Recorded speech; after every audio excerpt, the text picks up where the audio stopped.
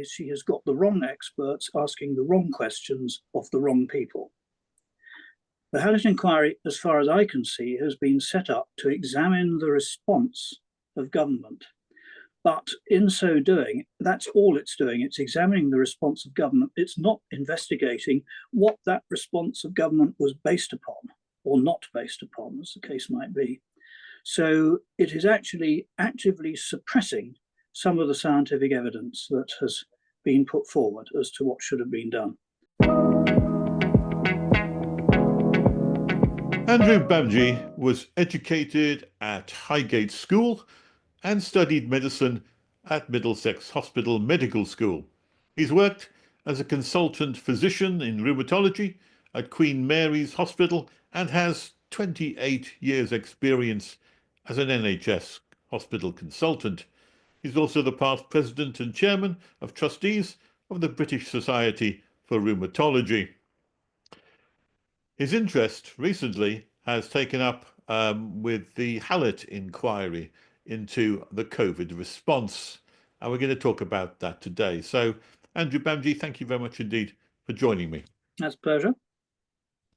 The Hallett Enquiry, run by Baroness Hallet, has been set up to look at whether we did the right thing and how we can prepare ourselves for the next pandemic. It's a huge undertaking. It looks to me like it's not going to finish before 2027, and it'll probably cost something like £250 million.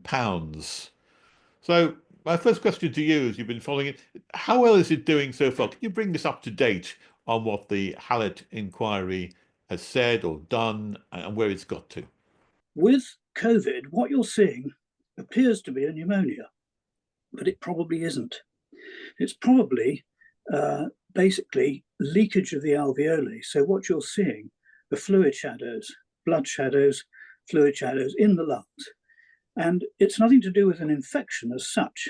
If you were to stick a needle into those patches, all you'll get is blood and inflammatory tissue. You actually won't get any bugs, or at least not many. So what you should be doing with these people, as their oxygen level drops, which is an indication that their lung function is just going off, is to give them steroids. Now, if you haven't seen it, you won't get that, if you like. If you have seen it, the next thing you'll say is, but wait a minute, if you have an infection, then you shouldn't be giving people steroids because that will make the infection worse.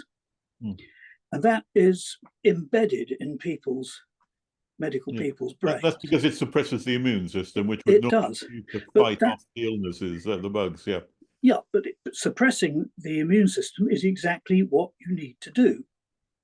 And this whole idea that you might introduce infection or make it worse is a false idea. Okay, can I just clarify something?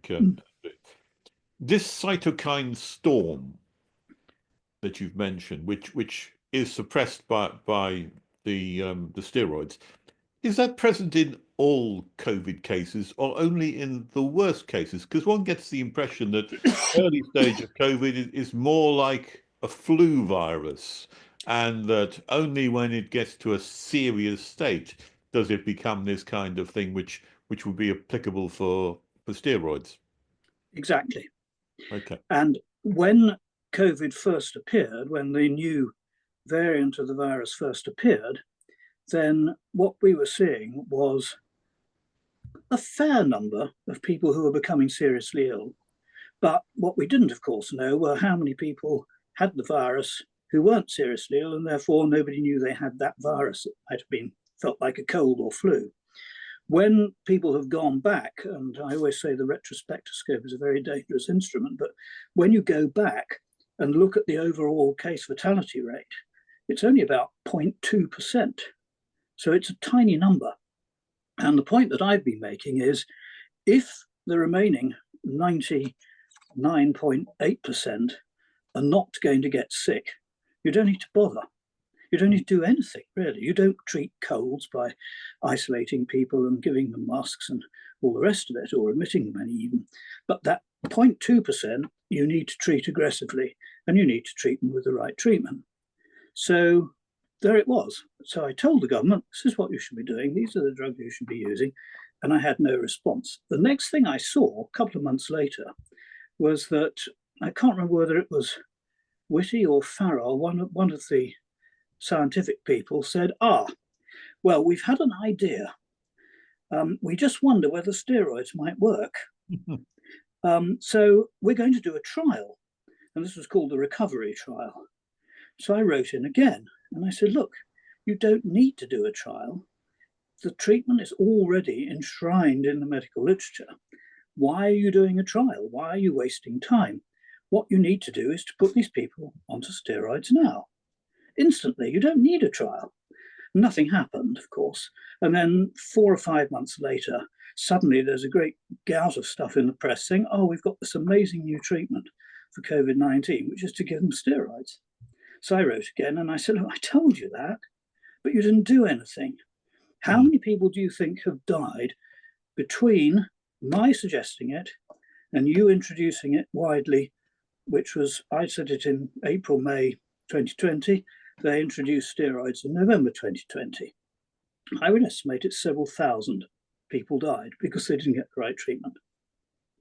So that's my background to the whole of the COVID pandemic, and that's why I've carried on being interested in it.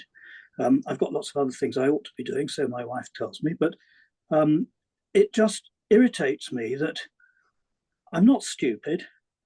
I've done quite a lot of analytical work looking at other people's papers. I've reviewed papers. I've written quite a lot of bits and pieces. I ran a column for 5 years in House Journal of the British Society, looking at interesting snippets from different papers. And so I'm not entirely clueless about this. So the fact that I was totally ignored really got up my nose big time. Well, you would expect then that now that the dust has settled, we've got through COVID, we're now the other side, the inquiry has been set up, that information such as you have and the kind of suggestions you've just made that maybe, steroids were the right treatment for the seriously ill, the 0.2%. You think that this would now come under scrutiny and be looked at. So how is Hallett doing on looking at the real issues? She isn't. End of. The way I've put it very simply is she has got the wrong experts asking the wrong questions of the wrong people. The Hallett Enquiry, as far as I can see, has been set up to examine the response of government. But in so doing, that's all it's doing. It's examining the response of government. It's not investigating what that response of government was based upon or not based upon, as the case might be. So it is actually actively suppressing some of the scientific evidence that has been put forward as to what should have been done. Now, I sent... Sorry. Yeah, I was just going to say, you were about to answer me. What kind of evidence are they suppressing? Mine, among others. I wrote a long witness statement for them back in November 2022, and that basically said what I've already said to you, that if you have a pandemic where most people are not dying and the thing isn't very serious, you don't need to do anything. What you need to do is to concentrate on why the sick people are getting sick and then treat them aggressively. And that's it. That's all you need to do. And what I want to know, therefore, is from the Hallett Enquiry, why was that not done? Why was the evidence that I and others put forward ignored? Why were all the experts who were involved in the SAGE committee and all of the discussion and decision-making that was going on, why were they not clinicians? Because if you actually examine the SAGE committee, I think you can find with the main committee and and all of its subsidiary committees, there's just one person who has any understanding of immunological disease and how to treat it. Because the rest of them are all statisticians, politicians, epidemiologists, public health doctors. They haven't touched a patient in decades, if they've touched them at all. And the people that they ought to have been talking to are the people who work in intensive care units and who understand immunological disease. I actually made an attempt to get one of my successors as president of the rheumatologists to get the Rheumatology Society involved in the discussions formally. But whether he did or not, I don't know. I suspect he didn't. So if he did, you wouldn't know, would you? No. But my evidence has been suppressed. I'm not alone in that. You probably heard of Angus Dalgleish, the oncologist at George's. He submitted a long evidence statement, and that was suppressed as well. So, and Carl Hennigan has also written fairly scathing reports. Carl Hennigan actually was a witness, and he was treated very poorly by the, dare I say, prosecuting counsel, Hugo Keith. He was treated really in a way that I would call was contemptuous, which for somebody who is probably the preeminent evidence-based medicine expert in the country, if not in the whole of the Western world, is frankly disgraceful. Just to go back to my evidence, I submitted in November 2022, and I said, I look forward to being called. I heard nothing. And then something in one of the websites I look at, and it might have been the Daily Skeptic, prompted me to write to them again and say, excuse me, but why haven't you called me? So they said, oh, we've considered your evidence very carefully, and we've decided we don't need to. So I said, right, fine. I've looked through the website and I can't find it. Where is it? And I had another message back, again with a delay, to say, oh, we're not going to put it on the website. We're only putting on the website submissions that have been made by people that we're calling as witnesses. So in other words, if you submit a detailed witness statement with a careful breakdown of what went wrong and what you should do next time, and they decide they don't want to use it, that statement will never appear anywhere.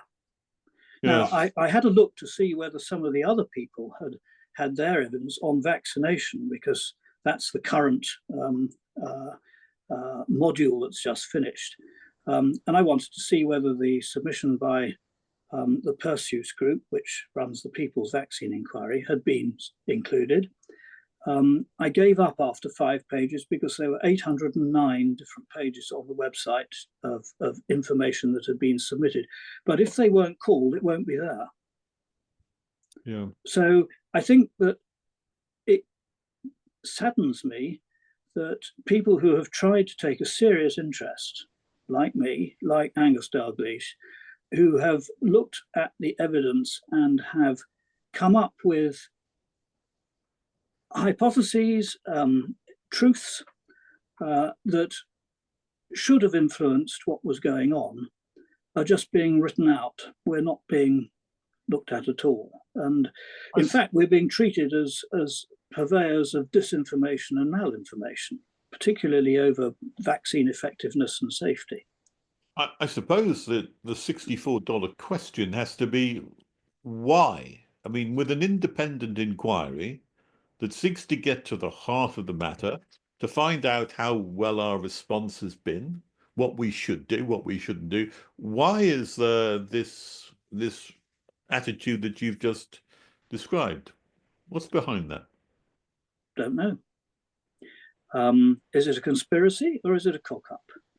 I tend on the whole to go for cock-ups because in my consultant career and before, I've seen so many of them. People, don't look at history. When you look back at some of the old infectious disease pandemics, as Mark Honigsbaum did in his book, you go right back to the Spanish flu, and you find that people, youngish people actually in that case, were dying of the Spanish flu in an extraordinarily similar way to the way that people were dying of COVID-19. Mm-hmm. And so you could almost put 2 and 2 together. And of course, in those days, they couldn't identify viruses. They were too small. You couldn't see them. But clinically, it was very, very, very similar. Now, when you look at the COVID epidemic, you find some very curious bits and pieces. in children who get severe COVID end up with a condition that looks very like a condition that we see as rheumatologists, an autoimmune condition called Kawasaki disease. You get all of the features of a cytokine storm. You get funny blood clots, you get platelet counts that go berserk, you get inflammatory markers that go berserk, one particular one called D-dimer. You find that oxygen saturation drops, but probably not because it's an infective pneumonia, but because it's a hemorrhagic pneumonia. But the problem then at the beginning was that when people died of COVID, the pathologists were told not to do post-mortems because it was too dangerous. So we have no way of telling. Sorry? Is that usual? I don't think that that's ever happened in my professional lifetime, that the pathologists have been told deliberately not to do post-mortems. Now, I can understand in a way, if you are dealing with an infection that's potentially extremely infectious and very serious, then maybe you're protecting the pathologists, but you're never going to get the answers if you don't do the tests. Mm. And if you had done lung biopsies at that time, I think people would have realized that this was not an infective pneumonia, that it was actually a problem of increased permeability in the alveoli, the air sacs, and that there was a lot of blood there. That would be my guess. Now, that is only a guess, but knowing what you see with other conditions that end up with that same common clinical pattern, that's what I would expect. So there it is. Now, the next question that I ask myself is, okay, we have got this nasty disease caused by a nasty virus. Where did it come from? Well, let's not go there, because I think increasingly the evidence is that it was a manufactured virus. But what we then see is people saying, well, vaccination has dropped the fatality rate of this virus. It's reducing the number of people who get seriously ill. But in actual fact, when you look at the correlation between the introduction of the vaccines and the change of the virus from the original Wuhan strain through to the Omicron strain, you find that its ability to cause serious disease has substantially diminished anyway because of viral mutation. And what's happening is that the spike protein that appears to be the generator of this hyperimmune response has mutated to a form that is less virulent, so it just doesn't do it. So if you've got two things that you've done, you've put in vaccination, and you've got, on the other hand, you've got a virus that is becoming less pathogenic, you put the two together, which actually has caused what? And the answer is, it's much more likely to be that the virus is less pathogenic than that the vaccine has done anything. Not least because the vaccines contain the same original spike protein that was immunogenic in the first place. Yes, I mean, people should understand this rather clearly, shouldn't they? Because viruses do tend to mutate, don't they? And they tend to mutate in a way which makes them less virulent, less pathogenic. And yes, that makes sense because, as my understanding, as a layman understands it, it's because if a virus got more deadly, it would kill people off more quickly, and it wouldn't have a chance to propagate itself.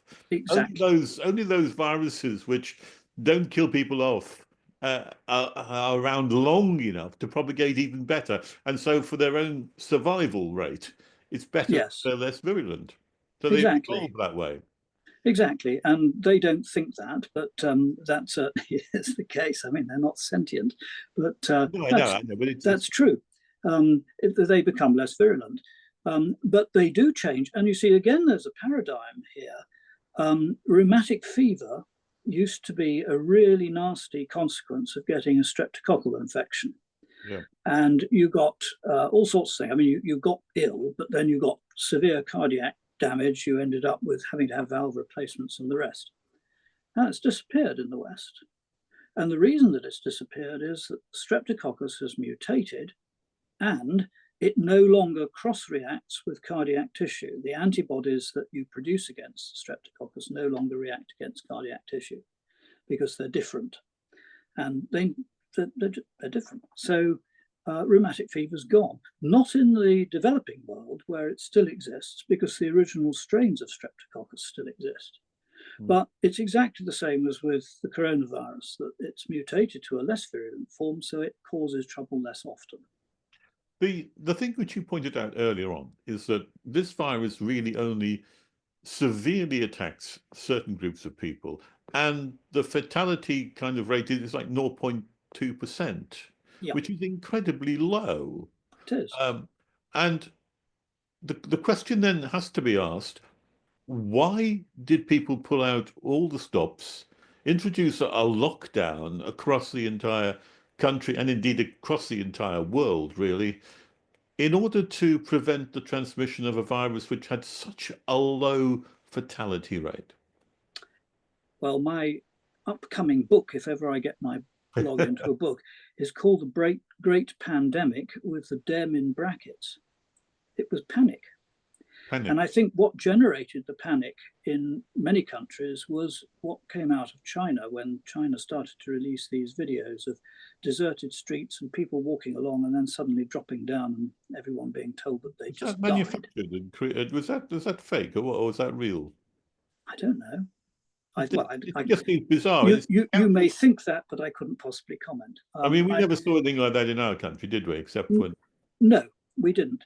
But I think that as time has passed, the evidence of collaboration between American gain-of-function researchers and the Chinese laboratories, and there were two, they both in Wuhan. One was sponsored by the Americans, the other was sponsored by the Germans. And I think that what had happened was that either or both were contracting out this gain-of-function research to the Chinese labs, and the virus escaped from one of them. I can't think of any other logical explanation for why suddenly this appeared.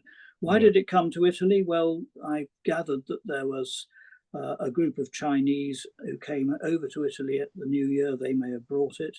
Why did it come to Britain? It actually came to Britain brought back from Europe by people who'd been on skiing holidays. And the reason that it happened in the Scandinavian countries slightly later than in Western Europe was very simply because people from the Scandinavian countries go skiing in Switzerland slightly later. Yes, but still the question is, why this panic reaction for a virus which only kills 0.2% of people, and most of those are over the median age of the normal length of life anyway? I can't honestly understand it. I can't understand why, when it started appearing, people started getting sick and people started testing for this virus in hospitals, which is where the testing started, that they started discharging them all to care homes, because that was just going to throw sick people into an environment where a very vulnerable group was going to get exposed to it, because the vulnerable groups on the whole are the elderly people. So I don't know whether it was just that they thought that it was going to be worse than it was. And of course, you'll recall that the group at Imperial College under Neil Ferguson were predicting that there were going to be 500,000, 1 million deaths on the basis of statistical models that were flawed anyway, as we already knew, because they'd had tried the same thing with foot and mouth disease. Yes, Imperial have a track record of getting highly inflated models wrong, don't they? Yes, but and this is quite common. I mean, climate change is the next one where the models are bizarre, but let's not go there either. I think people just panicked because they saw what could happen, and they didn't know how to treat it, and they thought, well, the only way we can deal with this is to try and stop it from spreading. Now, I'm not sure that that was the right thing to do, but I say that in hindsight.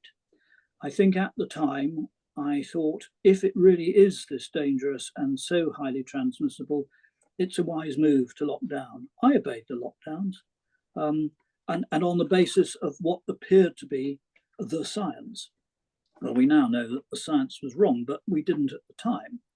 And I think a lot of people trusted the health department and its medical advisors to have got it right. They assumed that they had examined all of the evidence very carefully and that they were working on the basis of good evidence. Well, it transpires that they weren't. So trusting the experts is not always the best advice. Well, as I said at the time, I think you've got the wrong experts. You know, if you have somebody who's saying that this is going to be a really dangerous virus and it's going to kill people, on what basis are you making that claim? Are you making it on the basis that you are a clinician who's seen it all before and who understands the pathology of what's going on with these very sick people? Or are you making it completely out of the blue because you have nothing to do with clinical medicine, aka Neil Ferguson? Yeah. And I think that, and as I said earlier on, the SAGE committee did not contain any serious clinicians who would have said, look, we think that this is what's going on and this is what you should do. I actually offered, I said in my letter to Matt Hancock, I think it was, I am free, I'm retired, I will come and help you. Did Matt Hancock reply? Nothing. Absolutely zilch. Right.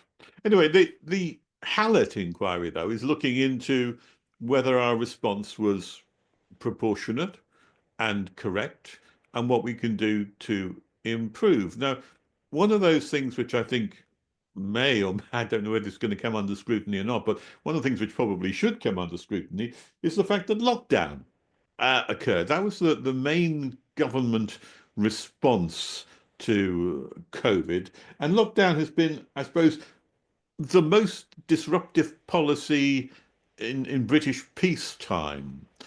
Is what's your view of the effectiveness of that, and will Hallett look at that? I don't know. On the basis of what has been looked at already, I think it's very unlikely, because a lot of what it's doing seems to me to be working on the basis of what was done was right and how can we make it more right next time. As with vaccines, the whole argument is predicated on their belief that they were safe and effective, despite all the evidence that they are neither. So I am not sure whether it will work. But as far as lockdown is concerned, it brings in another important philosophical almost point that I always used to make to my students, which is, if you're going to come up with a policy, whatever, or a treatment of whatever, the first thing you've got to do is to say, okay, well, if we do this, what could possibly go wrong? Well, that's a fair question. And I see it all the time. When I was in medical management, we had our managers come up with an idea that we needed to have a management expedition to the United States to examine the Kaiser Permanente system of healthcare, insurance and hospitals and the rest, because this seemed to be working and therefore we ought to go and look at it. So I sat and I listened to the idea that they were going to send 15 people to the States at the health services expense when we were already running a major deficit in our hospital. And I thought, what could possibly go wrong? So I said, actually, I'm not sure this is a good idea, because the public know that we're in serious deficit. And if the public discover that all the senior managers have gone on a jolly to the States, they're going to get very, very cross. And the whole thing was dropped because they hadn't thought of that. And that, to me, is a key point that anyone who's doing any planning needs to think about. What could possibly go wrong? If you lock down the country, you might stop the infection from spreading, but what is it going to do to the economy? If you lock down the schools and say that children can't go to school, what is that going to do to children's education? If you force children to be vaccinated, what is that going to do to the public perception of informed consent and not treating people against their wishes? And they didn't seem to consider any of this at all. And so when people started to say, well, excuse me, what about such and such? They were just shut down because they didn't want to have any dissent. And of course, you've come across the what is it called? Counter Information Unit or something that the government set up to start investigating people who are being awkward and dissident. I actually wrote and said, am I on the list? Because I thought that I might be. To that one? I wasn't. At least they didn't tell me that I was. So I think that the lockdown whole lockdown scenario was a failure. And of course, the one country that didn't lock down was Sweden. And did Sweden have a higher death rate than anyone else? No. And did Sweden manage its economy better? Yes. It adopted measures that were targeted, which is exactly what the Great Barrington Declaration originators suggested should be done. And that's what we should have done, in my opinion. Now, whether Hallett will come up with that when she has finished interviewing every government minister who hasn't got a clue, and half of the Department of Health who haven't got a clue either, and not a single clinician or economist, I don't know. But I am less than convinced that it's going to come up with anything other than a whitewash. And it won't be at all helpful. Carl Hennigan has the same kind of view, and he's gone on record as saying that the whole inquiry seems to be working on the premise that we should have locked down harder, sooner, and longer, and that would have been better for us. Yeah, and that's nonsense. Of course, if they come to that conclusion, that means the next time round they have a good justification for doing the same again. Fingers crossed.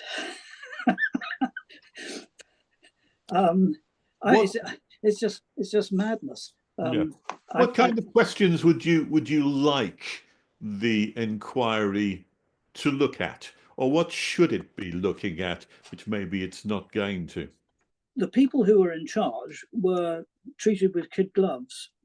The questions that were put to them were pre-chosen, and witnesses who wished to challenge any statement that was made by counsel that was factually inaccurate was immediately shut down and told that they couldn't comment on it. The picture you're painting here, Andrew, is one of a bias, and not an independence in terms of its reporting or its inquiry, but a bias which seems to be built in from its very foundational structure. I don't want to put words in your mouth. Is that how you feel about it?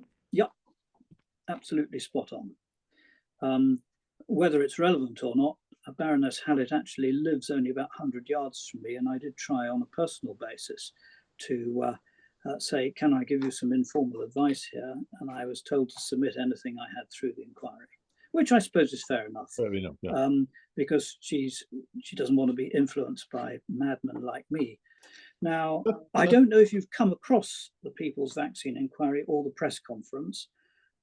I think it is probably the most important counter to the Hallett Enquiry that there's been in the last 6 months. Has there been any report of it in the mainstream media? No. Why? I don't know. But I think it's because, as always, people don't want to admit that they were wrong.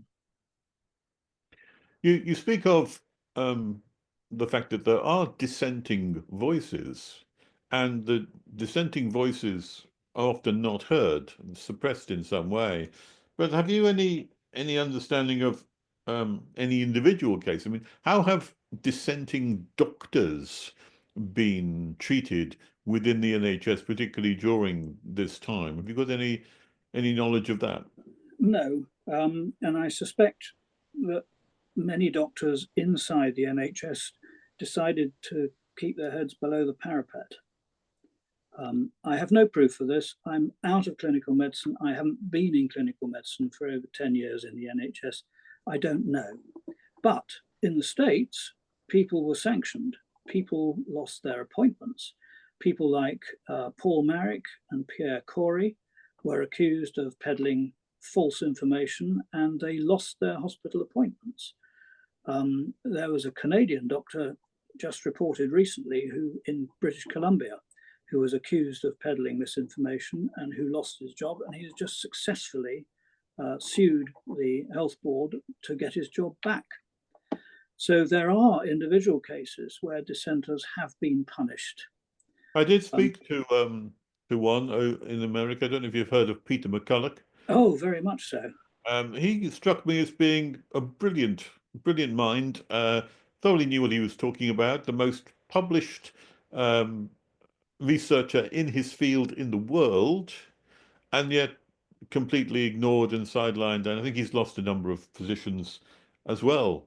It's quite remarkable that for anyone who claims to be following the science, the scientific method of putting up an idea, criticizing the idea, getting a better idea, has all been pushed to one side and Yep. subsumed under this title of the expert knows best and we are the experts.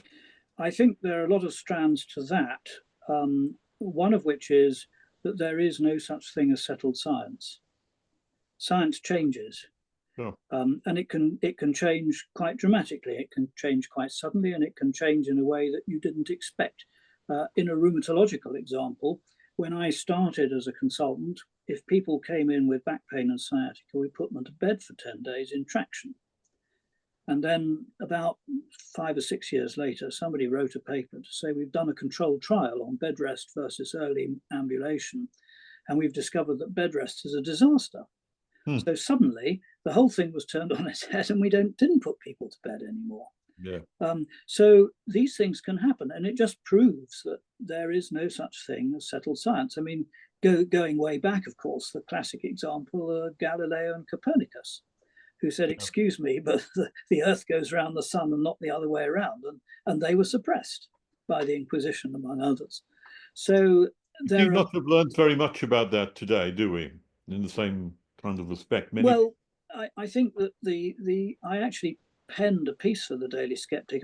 You can look it up under the name of Dr. Copernicus, but partly because I didn't want to put my head too far above the parapet. I'm still a fellow of the Royal College of Physicians, and I don't want them to turn around and say we're terminating your fellowship. But the fact that they would even think of doing so for someone giving an independent opinion is just a scandalous misuse of. Well, if they were to, yes, but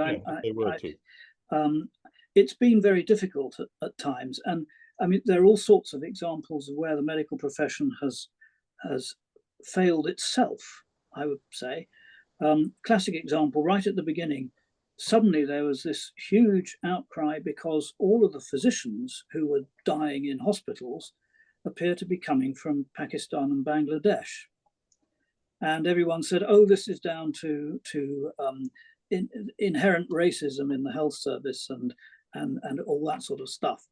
And they're deprived because they're coming from deprived communities. Now, if you can tell me that a hospital consultant is deprived, then I think you need your head examining, because hospital consultants are not badly paid at all. They're not deprived in the least.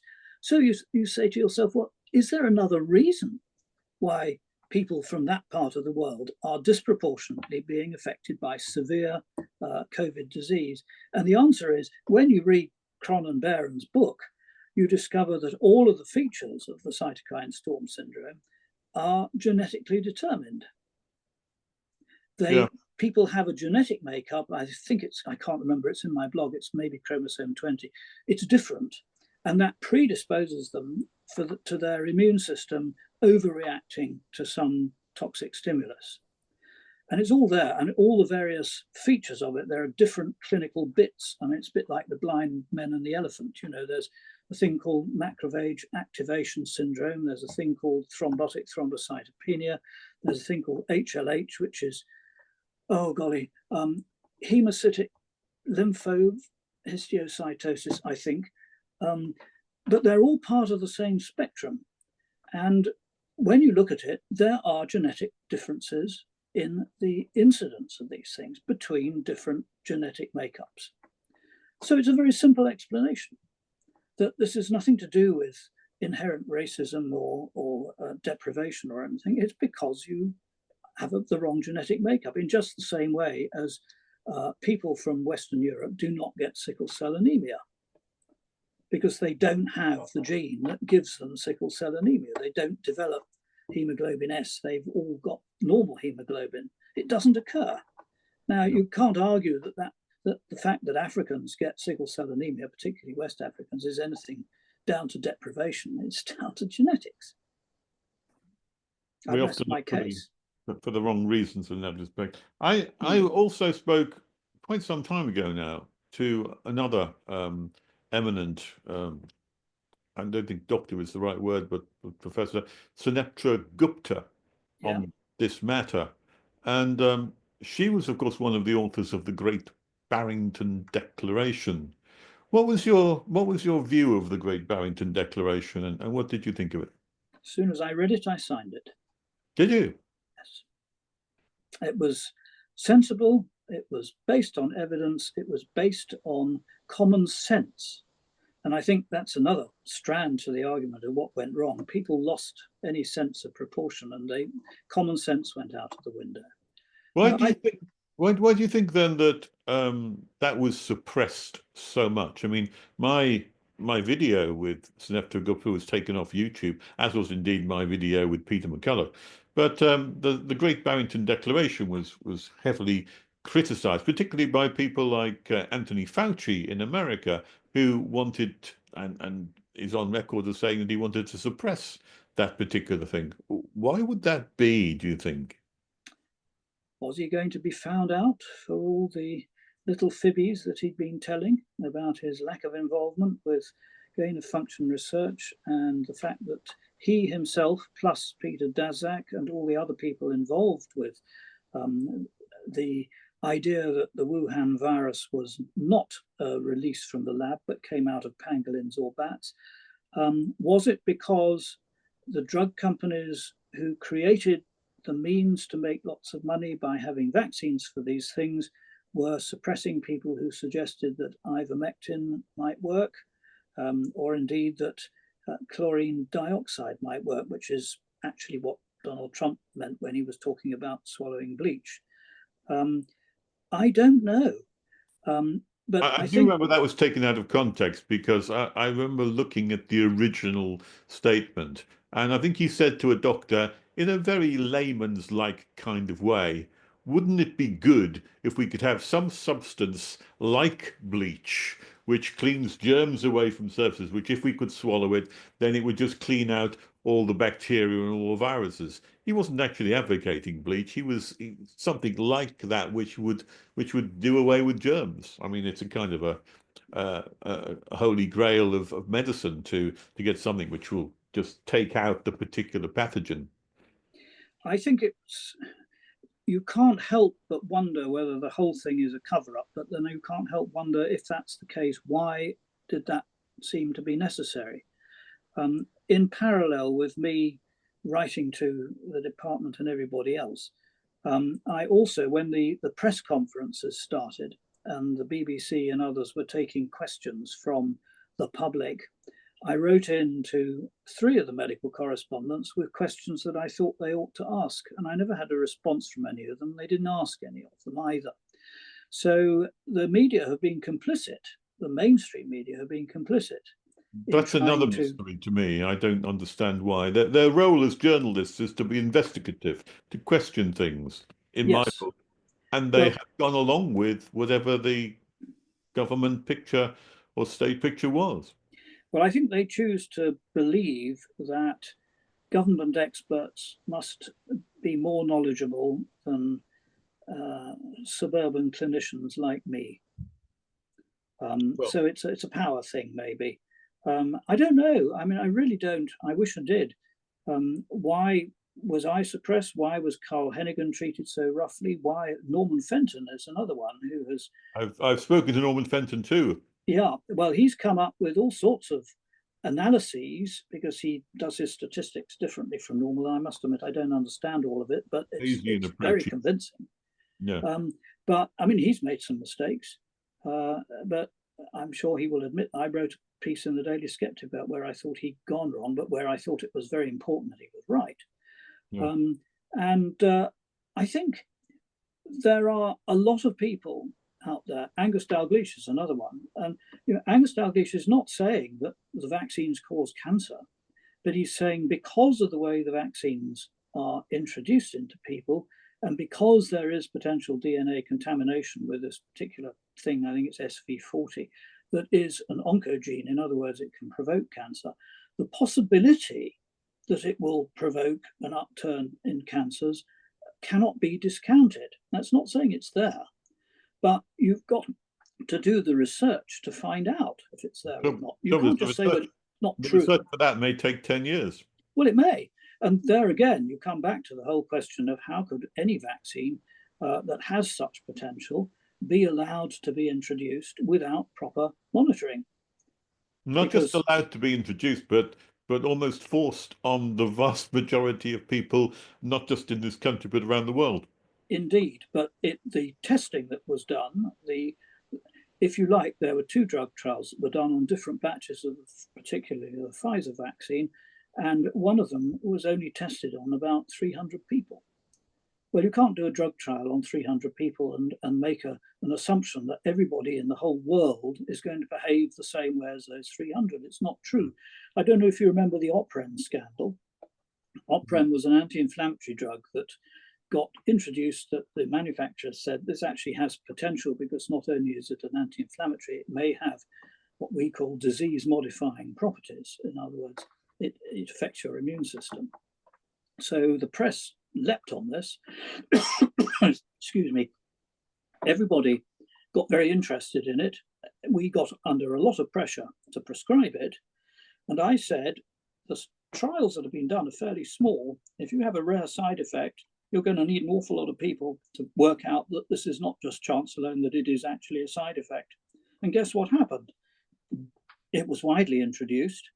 And what people discovered suddenly as old people in Ireland start to die was that elderly people metabolize the drug in a different way to younger people.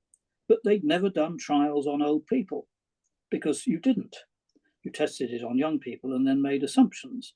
But if you tested it on old people, you would have found that. You would have found the drug accumulated and that it was very dangerous.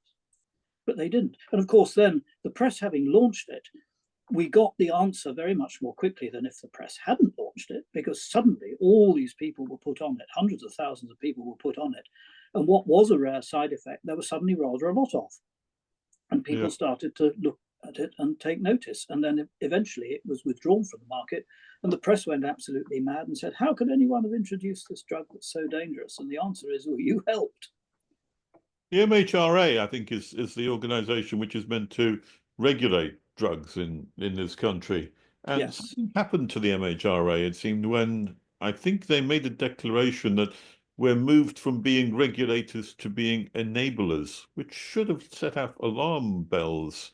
Cutting corners to get things done rather quickly is not always the best thing to do. It did raise alarm bells with the dissidents and skeptics instantly. The best summary of the MHRA's own internal workings has been done by Carl Hennigan and Tom Jefferson in a series of blogs looking at their minutes, which are quite heavily redacted, but nevertheless you can make quite considerable deductions from them. My reading of what they have said is that the MHRA is incompetent. Yeah. No they more are than that. Funded very heavily by the drug industry. They are, much too heavily. And it's very interesting that doctors who used to go on conferences and get freebies from drug companies were harried mercilessly until they stopped doing it.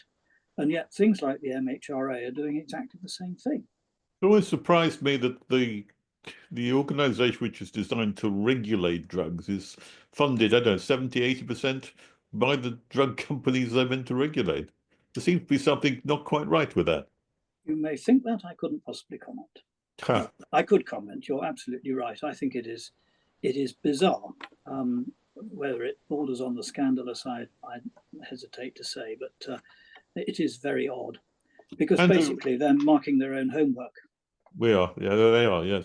Andrew, we're coming to the end of our time together. I just got one last question for you, and that's if we go back to the Hallett Enquiry where we started, it's due to finish, as I say, according to their own reckoning, about 2027, they say at the very latest. Let's see if that happens. But when it does finish, what do you think the effect will be finally, and where will we be at that time? In a better position to understand how to approach things? What do you think the consequences are? I don't think that per se the Hallett Enquiry is going to have any benefit for anything. It's not going to tell us what went wrong. It's not going to tell us how to deal with things in the future. But the whole pandemic has had one enormous benefit, in my view, And that is that people have become much more ready to analyze scientific data more carefully. If you look at the way in which the skeptics, all of the skeptics, have approached this, is to say, well, here is a research paper. What can we possibly find that's wrong with this? And it's happened on a scale that has never happened in the past. Papers got put through, they got peer reviewed, people read them, people decided whether it's a good thing or a bad thing, but nobody has ever analyzed this in such detail, apart from one of my friends way back in the day when we were junior doctors, who analysed the trials of non-steroidal anti-inflammatory drugs and discovered that most of them had got flawed setups. The structure of the trials was entirely wrong for what they were trying to prove, and the conclusions were entirely wrong from the way that they'd done the trial. So I think that the scrutiny of the science has been much greater. There has been much less, if you like, reason to uncritically accept what's put before you. People have looked at these various things and said, well, wait a minute, there's something not quite right about that. And people are beginning to adopt in medicine what I call the black swan principle. I wrote about this in my book, Mad Medicine. The black swan, of course, is the one thing that will destroy your hypothesis. Everyone in Europe used to think that all swans were white until they went to Australia and discovered it wasn't true, because you can have black swans, which didn't exist until you went to Australia. And the same is true in medicine. If you set up a trial with a null hypothesis, all you need is one fact to knock down the whole hypothesis if it doesn't fit. And as I've again said in my little book, if the facts do not fit the hypothesis, then it's not the facts that are wrong, it's the hypothesis that's wrong. In the same way as with statins, the facts do not fit the hypothesis that statins make your cardiac risk lower by lowering your cholesterol. That happens to be a byproduct, but let's not get into statins, that's a whole nother topic. So I think that the whole pandemic has increased awareness of the need to critically examine scientific activity and medico-scientific activity, because there's an awful lot going on that is dubious and it needs to be called out. Andrew, Bamji, thank you ever so much for your time today and for talking to me. Thank you. Pleasure.